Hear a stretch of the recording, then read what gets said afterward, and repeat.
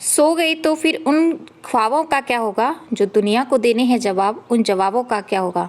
इसलिए आप ज़्यादा से ज़्यादा जो पढ़ाई करें वो नाइट में करें, क्योंकि उस समय आप किताबों के लिए जागते हो और किताबें आपके लिए।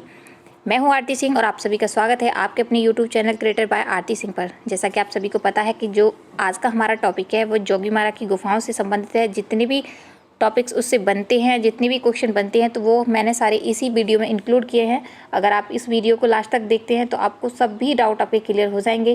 वीडियो स्टार्ट करने से पहले बता दूं, जिन लोगों ने हमारे चैनल को अभी तक सब्सक्राइब नहीं किया है वह सब्सक्राइब कर लें, ताकि आपको नोटिफिकेशन मिलता रहे और आपसे कोई भी वीडियो मिस ना हो। वीडियो स्टार्ट करते हैं बिना अपना टाइम वेस्ट किए हुए। ये बहुत ही ज़्यादा हेल्पफुल होने वाली है, इसलिए इसे आप लास्ट तक ज़रूर देखें, स्किप ना करें। पहला है हमारा कि जो जोगीमारा गुफाओं की खोज किसने की थी, तो वो अलग अलग विद्वानों ने की थी, अलग अलग समय के बताया है, तो उन्हीं के अनुसार तो उनको जान लेते हैं। जैसा कि मैंने आपको गुफाओं से संबंधित वीडियो में बता दिया है, तो आप उसे भी एक बार ज़रूर देख लें जिन लोगों ने वो वीडियो नहीं देखी है। कि जोगीमारा की गुफाओं की जो खोज हुई थी वो डॉक्टर ब्लामंग के अनुसार 300 ईसा पूर्व की बताई गई है। अगर आपसे एग्जाम में पूछा जाता है कि डॉक्टर ब्लामंग के अनुसार जोगीमारा की गुफाओं का समय कितना बताया गया है, तो वो 300 ईसा पूर्व होगा। अगर आपसे पूछा जाता है कि सर जॉन मार्शल के अनुसार जोगीमारा की गुफाओं का समय कितना माना जाता है, तो वो माना जाता है 100 ईसा पूर्व का। तो ये बहुत ज़्यादा इंपॉर्टेंट है तीनों, तो इन्हें आप ज़रूर याद रखना। थर्ड है हमारा कि डॉक्टर स्मिथ के अनुसार जोगीमारा की गुफाओं का समय कितना माना जाता है, तो वो प्रथम शताब्दी का माना जाता है। तो आप इन तीनों को बहुत अच्छे से रट लें। ये आपको एग्जाम्स में किसी भी विद्वान के बारे में पूछा जा सकता है कि उस विद्वान के अनुसार उसका जोगीमारा की गुफाओं का समय कितना माना जाता है। नेक्स्ट देख लेते हैं। नेक्स्ट है हमारा कि स्थिति, जो जोगीमारा की गुफाएं हैं वह कहाँ पर स्थित हैं, यानी कि वो जो जोगीमारा की गुफाएं हैं वर्तमान समय में तो छत्तीसगढ़ में पड़ती हैं, लेकिन प्राचीन समय में वह मध्य प्रदेश के सरगुजा के अंबिकापुर जिले में पड़ती थी। तो आपसे कभी कभी ऐसा पूछ लिया जाएगा कि जोगीमारा की गुफाएं हैं वो प्राचीन समय में कहाँ पर स्थित थी, तो मध्य प्रदेश के सरगुजा में थी, लेकिन अब जो वर्तमान में पड़ती हैं वो छत्तीसगढ़ में पड़ती हैं।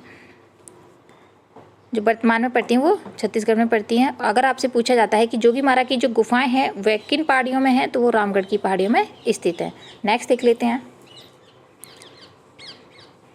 नेक्स्ट है हमारा कि जो जोगीमारा की गुफाएं वो वर्तमान में कहाँ पर स्थित हैं, प्रॉपर स्थान कौन सा है, तो वो अमरनाथ है।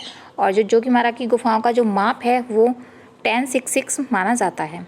तो ये चीज़ आप अच्छे से याद रखना, क्योंकि ये एग्जाम में बहुत बार पूछा गया है। अगर आपसे पूछा जाता है कि जोगीमारा की जो गुफाएं हैं वह किस राजवंश से संबंध रखती हैं, तो वह मौर्यकालीन वंश से संबंध रखती हैं। अगर आपसे पूछा जाता है कि जोगीमारा की जो गुफाएं हैं वह किस नदी घाटी पर हैं, तो वह नर्मदा नदी घाटी पर है। अगर आपसे पूछा जाता है कि जोगीमारा की गुफाएं किस विद्वान के द्वारा या किस राइटर के कलाकार के द्वारा उनकी प्रतिलिपियां बनाई गई थी, तो वह असित कुमार हल्दर और समुद्रनाथ गुप्त के द्वारा बनाई गई थी 1914 में। नेक्स्ट देख लेते हैं। नेक्स्ट है हमारा, अगर आपसे पूछा जाता है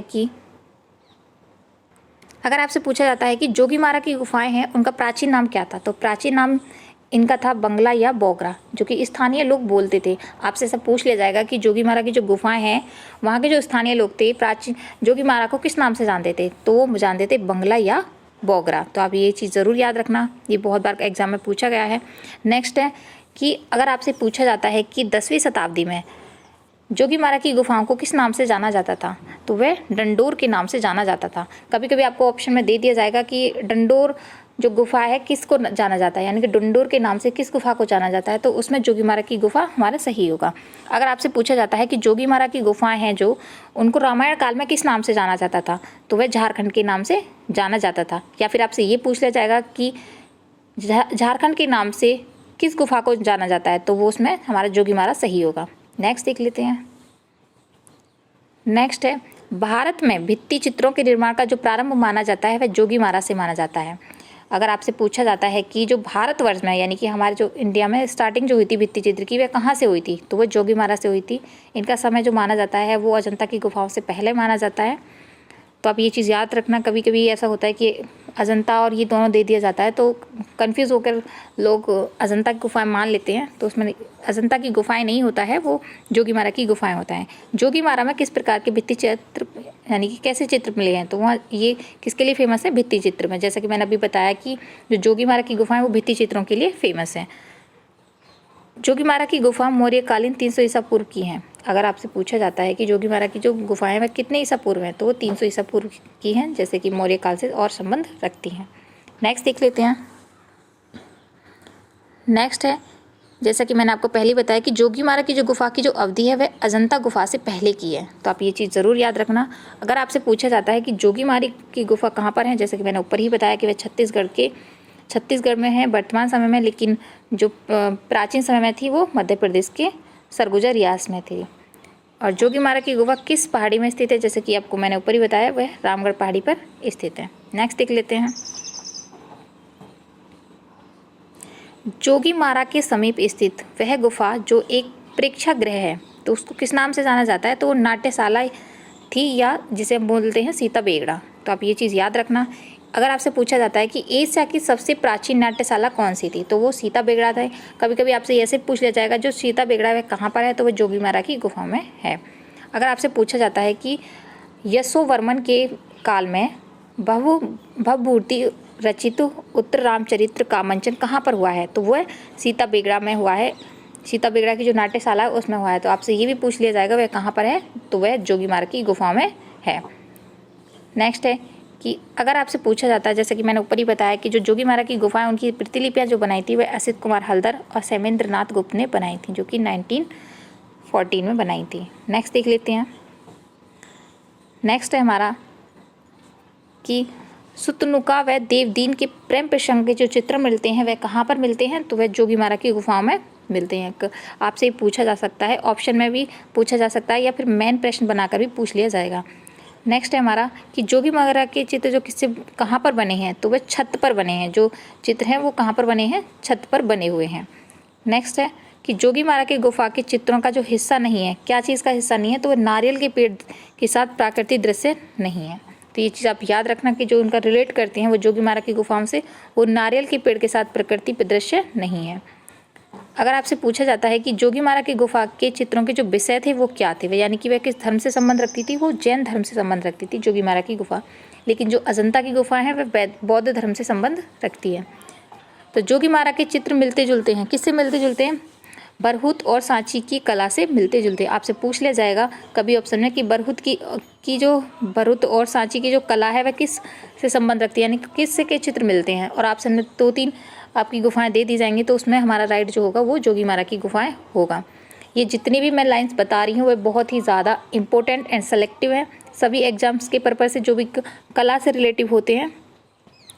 नेक्स्ट है हमारा कि जोगीमारा की गुफाओं का जो माप है, जैसे कि मैंने आपको ऊपर ही बताया कि वह उनका जो माप है वो 10 फीट तो लंबी है और 6 फुट चौड़ी और 6 फुट ऊंची बनी हुई है। यानी कि अगर लंबाई जो है उनकी 10 फुट है कुछ इस प्रकार, और जो उनकी चौड़ाई है वो भी उनकी 6 फुट है, और जो वो है ऊंचाई वो भी 6 फुट है। नेक्स्ट देख लेते हैं। नेक्स्ट है यह किसका मत है कि सीता बेगड़ा प्राचीन भारतीयों के ग्रीन मॉडल पर बनाया गया है। आपसे एग्जाम में पूछा जा सकता है और ये बहुत ही ज़्यादा इम्पोर्टेंट है, तो आप ये चीज़ ज़रूर याद रखना कि सीता बेगड़ा की जो प्राचीन भारतीय की ग्रीक मॉडल पर बनाई गई हैं, तो ये किसने बोला था, ये डॉक्टर ब्लोच का कथन है। तो ये चीज़ याद रखना।